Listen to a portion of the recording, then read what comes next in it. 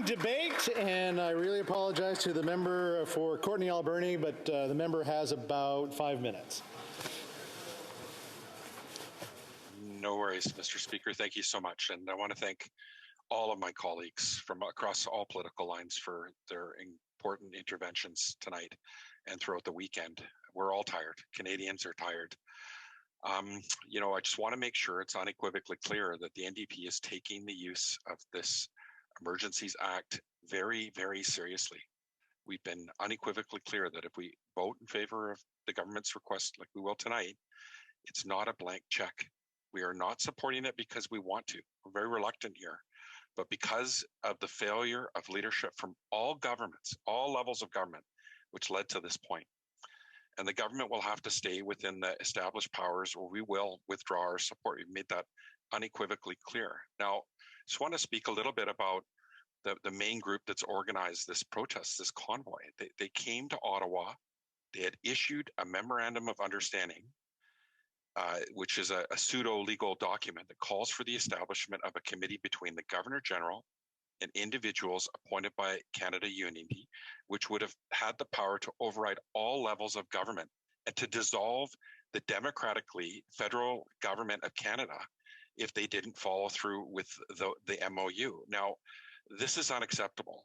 They called on the Prime Minister to dissolve Parliament, and we can all agree that this is a failure of the leadership of the convoy as well to make that declaration, because it is certainly not a way to get a meeting with the Prime Minister and the government.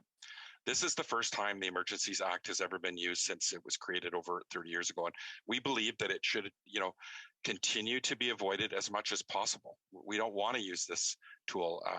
It's very clear.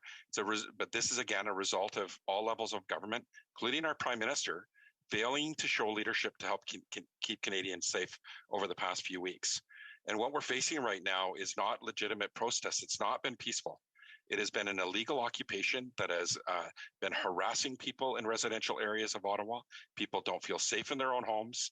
There have been reports of attempted arson of residential buildings.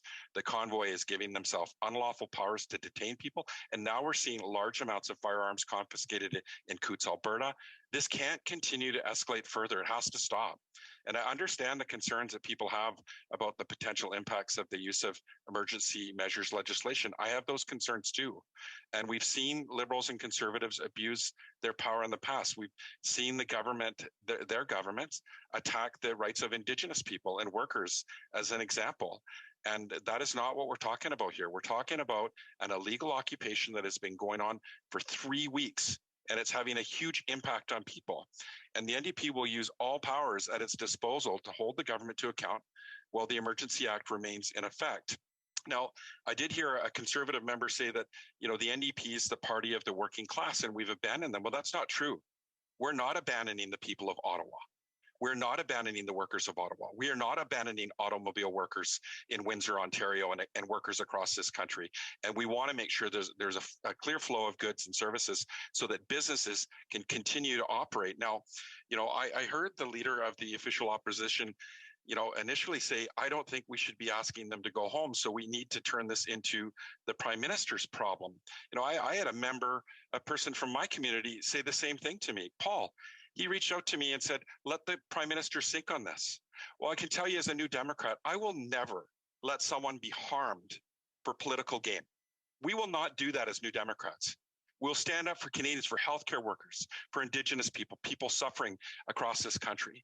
And we need to stop the division. Now, I know that Conservatives like to paint this story that this isn't well supported, but again, I've made it very clear that Peter MacKay, their own former defense and justice minister, Conservative justice minister under Stephen Harper, thinks that this meets the bar and that this should be supported, as well as Vern White, Senator Vern White, a Conservative senator, the former chief of Ottawa Police, Prime Minister Harper's own senior security advisor.